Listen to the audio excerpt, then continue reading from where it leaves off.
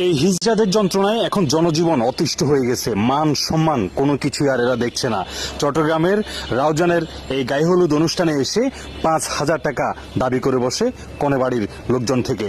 তারা দিতে অনিচ্ছা প্রকাশ করলে শেষমেশ 1,000 টাকার উপরে একটি সমঝোতা হয়। তাদেরকে 1,000 টাকা দিলে তারা কোনোভাবে সে 1,000 টাকা নেয়নি এবং গায়ে হলুদের অনুষ্ঠানে ভাঙচুর করে এক অপ্রীতিকর ঘটনার জন্ম দিয়েছে। আমরা যদিও তাদের দিকে সহানুভূতির দৃষ্টিতে তাকাই, কিন্তু তারা সেই সহানুভূতির জায়গাটা কোনোভাবে রক্ষা করতে পারছে না। আমি আপনাদের সকলের কাছে অনুরোধ করব, সবাই দ্রুত ভিডিওটা শেয়ার করে প্রশাসনের নজরে নিয়ে আসুন এবং প্রশাসনের প্রতি আমার অনুরোধ থাকবে এই বিষয়টি তদন্ত করে দ্রুত এই ব্যক্তিগুলোকে আইনের আওতায় নিয়ে আসেন। আসলে এভাবে চলতে থাকলে দিন দিন এটি একটি ভাইরাসে রূপান্তর হবে।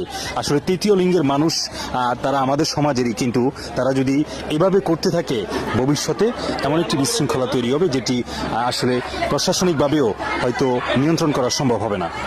বর্তমানে বিয়ে বাড়ির জন্মদিন, নবজাতকের জন্ম থেকে শুরু করে প্রতিটি অনুষ্ঠানে হিজড়াদের এমন চাঁদাবাজিতে জনজীবন অতিষ্ঠ হয়ে গেছে। আপনারা দ্রুত ভিডিওটা শেয়ার করে প্রশাসনের নজরে নিয়ে আসুন, যেন পুরো বাংলাদেশে এই ধরনের অপ্রীতিকর ঘটনার সাক্ষী আর হতে না হয়। আজকের এই ঘটনাটি খুবই অনাকাঙ্ক্ষিত এবং অপ্রত্যাশিত। বিশেষ করে গায়ে হলুদের মতো একটি অনুষ্ঠানকে এমন ঘটনার কারণে ধূলিসাৎ হয়ে যেতে আমি নিজের চোখে দেখেছি।